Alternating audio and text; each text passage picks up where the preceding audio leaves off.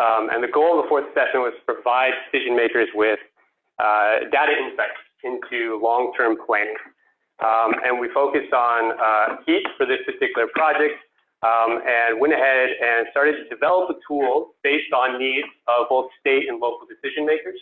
And the idea here really is to provide some insight into what long-term climate change is going to do to heat waves in California. So we assembled quite a bit of climate information, localized it to different communities across the state, and then also appended a lot of that information with vulnerability indicators. Leveraging a lot of the CalBrace work that's been done through CDPH, as well as some other census data. We'll go through all that, all those layers today, demonstrate how the tool works, give you an idea of how it could be used, and most importantly, answer your questions, talk about limitations, and really this is just sort of an opportunity to allow you to get familiar with the tool, but also to ask your own questions. We don't expect you to use this on a seasonal basis or on a day-to-day basis, but more as a reference for some of your activities that might be related to more long-term planning, and especially in the realm of public health. So quick introduction for those just joined on the phone or came in the room. Our firm 427 developed this tool along with Public Health Institute and other analytics firm called Argus Analytics, and then with technical support from Public Health Department. The real goal here is really to design a tool for long-term planning purposes around the effects of heat on public health.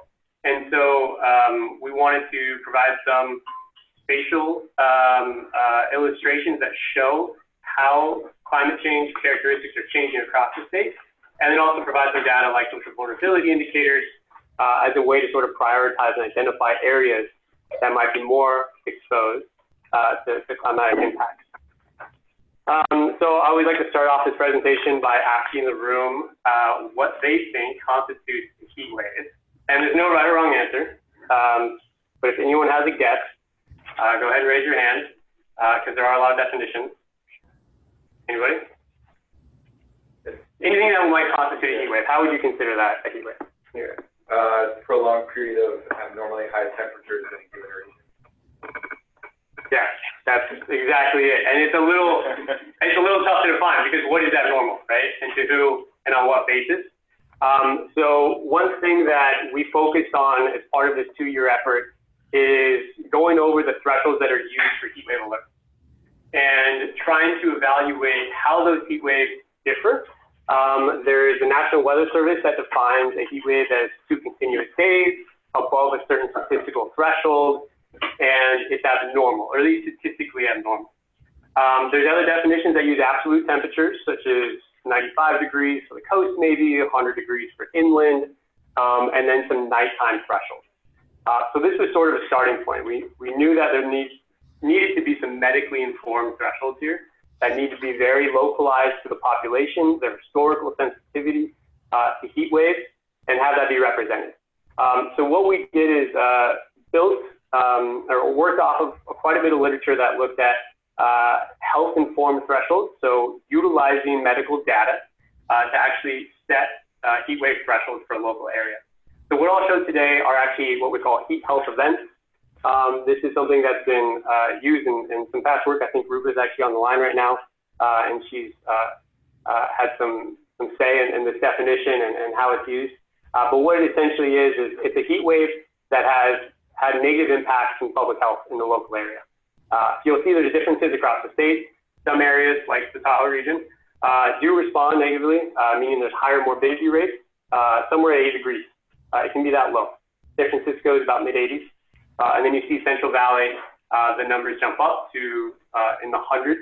And then they're all affected differently in terms of duration, in terms of time of season. So we've created about 63 different definitions. We tested those across the state. And then that was about 3,000 in total with all the parameters. So you're going to be looking at about 3,000 different heat wave definitions per area. And it's very specific to what we found in the medical information and a little historical data. So a lot of tools are going to show you some percentile basis. This is all very specific to what we found in historical medical information. So some quick notes on navigation here. We have a main interface. It is done by a map, and then this accordion panel on the right here. It's fairly simple to use. but it's about 300 gigabytes of data being processed on a server. So be patient, give it a second. It's usually pretty quick, but if you do make any changes, just wait a second or two before you click on another item. What you're presented with on this right-hand side here are all the characteristics of a heat wave. And the characteristics of a heat wave which are important are the frequency which occurs, the duration, how long it lasts, and then max and min temperature and humidity. So each of these can be turned on or off, and you can go ahead and see differences across the state. And then one thing to note here is the time panel down here on the bottom. So everything is projected out by decade. So we're starting here to 2020, and we can go all the way to the end of the century. The map automatically updates according to projections for that decade, and you can see the changes. One important thing, you can see actual events here. So here we're showing actual number of events occurring in every given census tract across the state. And then we can also show anomalies. So what is the increase or decrease in actual events? And it's always good to give it a refresh to get time to process. And so you'll see additional events or additional degrees of temperature by percent change, and same thing with humidity. So at a state level, this is really interesting because you can see these spatial differences across the state. I'm going to note a couple findings here that I think are interesting that we also included in the technical report for the fourth assessment, which are really increases in duration. I think is the most prominent change that we see in heat waves in California throughout the country. We're seeing 2 3-day heat waves extending out to 14 to 20 days in some areas. The Central Valley and the Sierras are seeing lengthier heat waves versus the rest of the state. As far as severity, we do see increases. The highest relative increases tend to occur in places that are already cool. So that's going to be the coastal areas. That's going to be the Bay Area down through the Central Coast area all the way down to San Diego area. And this is somewhat problematic because these areas are not acclimated to extreme heat. There's also very low AC saturation in these areas. So pretty high increase in terms of relative risk from a public health perspective. And the last thing I'll note is seasonality. When running all the climate models against some of the historical information we had, we saw quite a bit of changes in terms of the frequency of heat waves later in the season, so running through September into October. We do see a lot of early season heat waves, but the relative increase of late season heat waves is pretty high. This could be good or bad for public health because people tend to be more acclimated through the season, but also it could be interspersed with some cooler fall weather. So it presents a challenge for people's adaptive capacity when it comes around to late summer. If you're ever curious about what any of these definitions mean, we have these pop-up boxes with little question marks that actually define the climate metric being used. Everything here on the map is going to be referencing a worst-case business-as-usual scenario using RCP 8.5. And it's also looking at the mid-season, so June, July, and August period. And we're also looking here just at a general population, so relatively healthy individuals. We looked at 2 groups, healthy individuals, and that's defined as people that are between the ages of 6 and 64, and generally non-minority groups. This is about as specific as we could get in the medical data, because age and racial demographics play such a strong role in sensitivity. That's really where we look in the medical data to find vulnerable versus general. So we'll have 2 definitions for every census tract, or at least where we have enough data. We'll have a definition for vulnerable groups and a definition for general groups. And you can see the differences are pretty stark in some areas. They're up to about 6 to 8 degrees Fahrenheit difference in terms of the threshold historically that has triggered a public health impact. And so those thresholds are used all the way throughout for the projections as well. If you go ahead and scroll down the accordion here, you're presented with vulnerability indicators. These are things that are have strong relationships to heat-related illness or even heat-related mortality. Some of these are demographic. We have some health, we have some built environment indicators, and all of these layer on. And then one decision we made from a design perspective was to only allow the layering of one indicator on top of climate metrics. And the reason we did that is so we can avoid having essentially a muddy brown map with several indicators all layered together.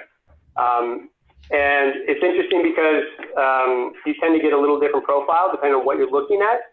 It's sometimes helpful to look at a multiple. And if you have someone on your staff that is familiar with GIS, We also offer all this data for download in CFCs. So you can go ahead and run your own analysis if needed. But just quickly show how it works. We have a climate metric pulled up here that's looking at the annual number of health events in 2050 on the screen right here. We're looking at an additional number of events. So we can go ahead and find the spatial differences across the state. And then if we're curious about a particular area and we sort of have a good understanding of what is driving susceptibility or health sensitivity in that given area, you can go ahead and reference these indicators. So we have education, percent of outdoor workers, percent under the poverty line, limited access to vehicles and transportation, and then linguistic isolation. And then for health, we're looking at asthma prevalence, percent of low birth weight, and then cardiovascular disease prevalence in a given census tract.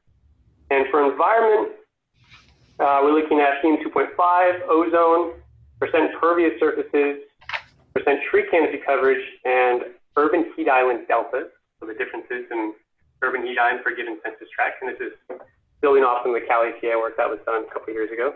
And then also change in development, and this is using land surface projections about changes from impervious to pervious or pervious to impervious based on some of the population projections of California.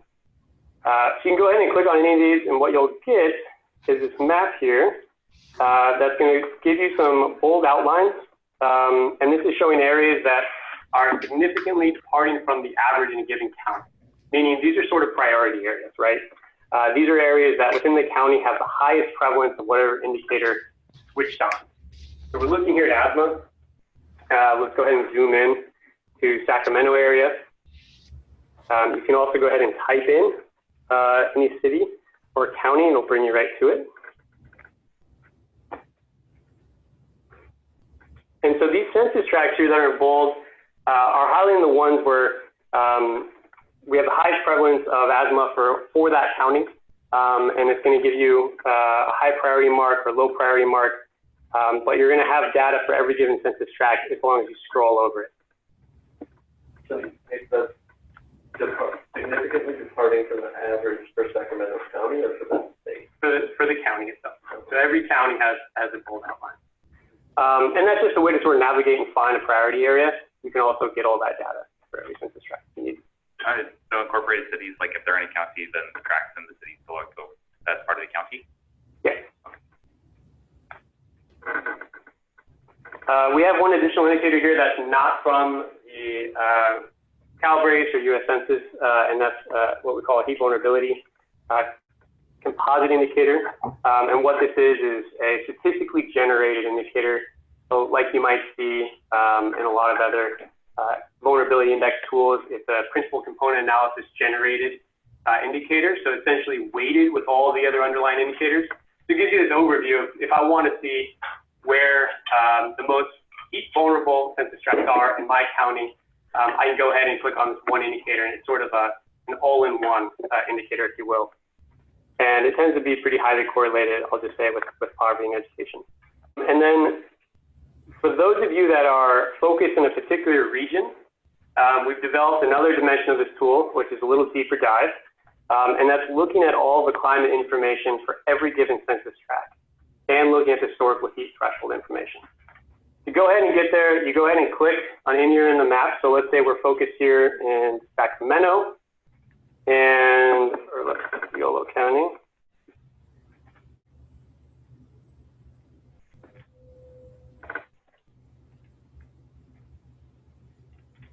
So this is a pop-up graphic that's specific to an individual census tract. And what it's showing here on the top left are two tabs.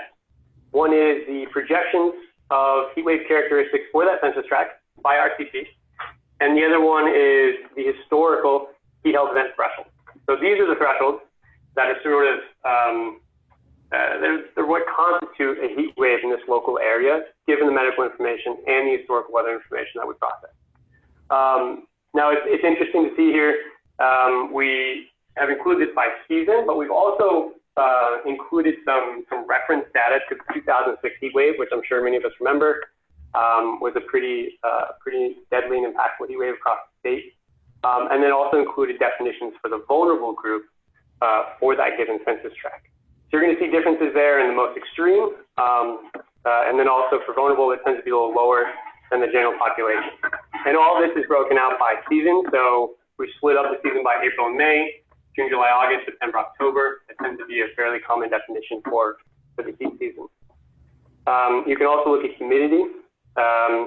Those changes, I would say, are sometimes a little less compelling depending on where you're looking. At least for California, we tend to get very humid heat events, more on the coast, some in the Central Valley area. But in the projections, we're not seeing a really strong signal for humidity. And that's really just because we're looking at some of the most extreme events. And there's sort of an inverse correlation between extreme heat and humidity levels. So it is possible to get a very hot and humid event, but not something that I would say is simulated very well in the climate model. So Nick, when you look at the temperature, to translate this, I mean, would you say that in this track in Sacramento, you expect to see vulnerable population going to the hospital because of heat when the max temperature is above 98.8? That's right. And the minimum, or when the minimum temperature stays above 60? It's not an either or, it's an and. Okay. So if those two criteria points are met for a heat wave, such as National Weather Service might do, where you have to heat a max temperature and a min temperature over a series of days, it would constitute a heat wave. So yeah, for this Sacramento census tract, there's historical evidence and strong that heat illness has spiked for vulnerable subgroups above 98 degrees of max temp and 60 degrees of min temp for this particular census tract. And then for the general population, it varies by the time of the season, but you can see it's slightly higher depending on when it's occurring. And then the 2060 wave is referenced here as well.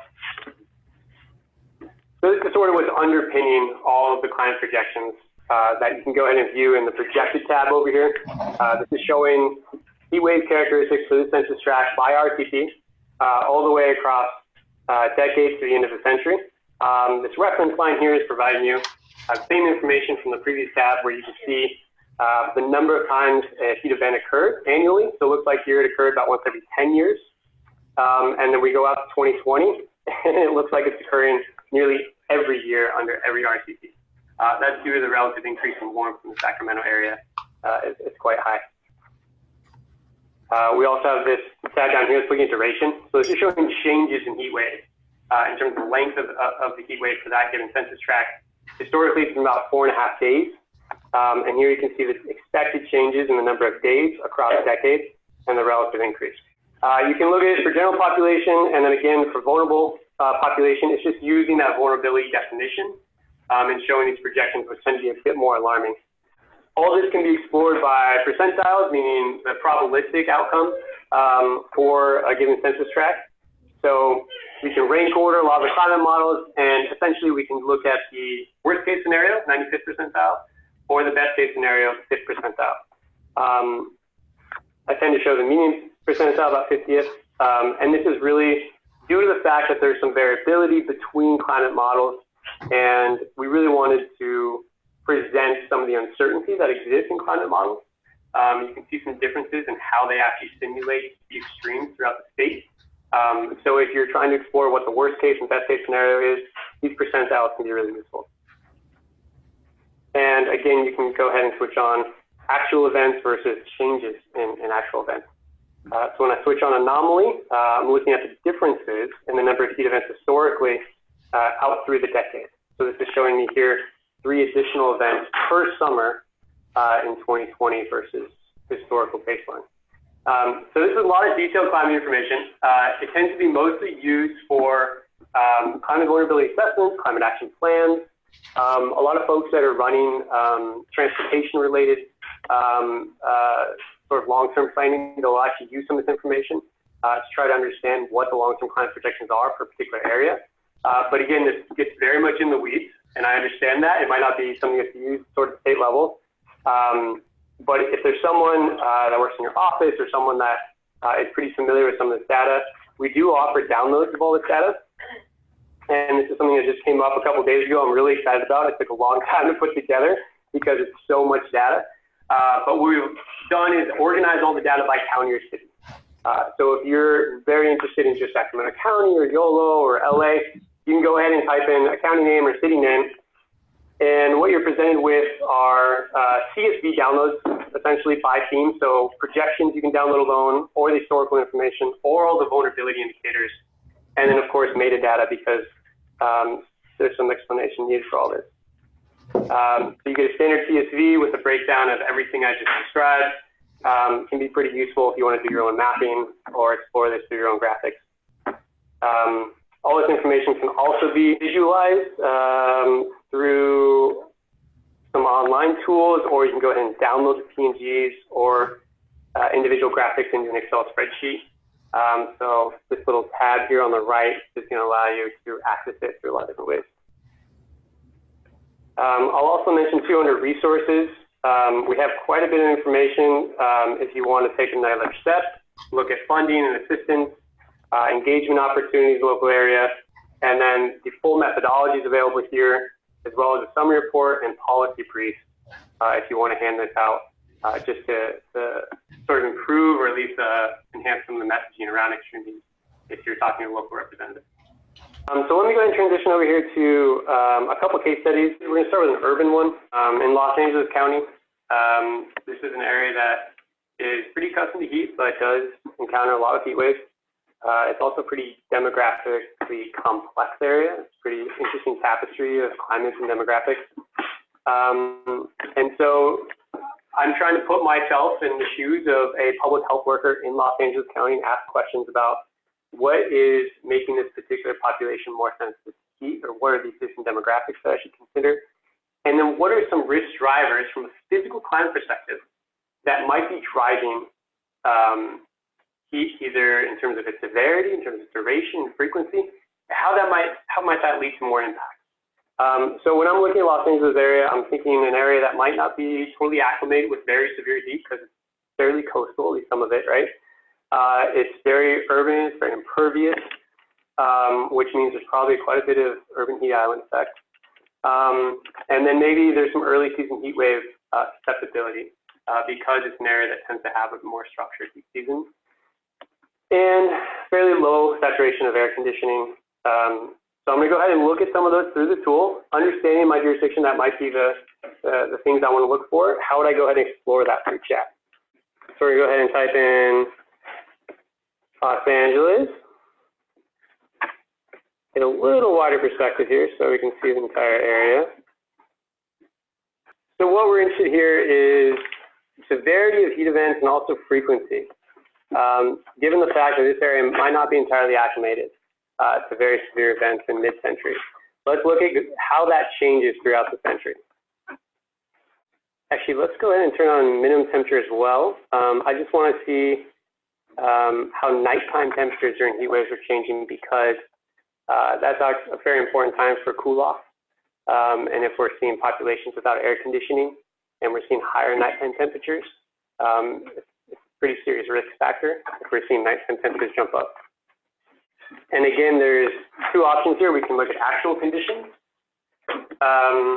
Here I have 2040 time frame turned on, or we can go ahead and look at the changes from norm, which in my opinion provides sort of a stronger indicator because it might be more difficult to adapt to changes.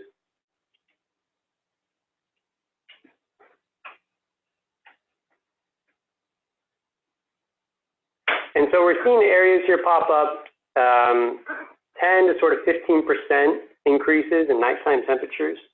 That's fairly significant, especially for an urban area. There could be some feedback happening due to the impervious surfaces of the area.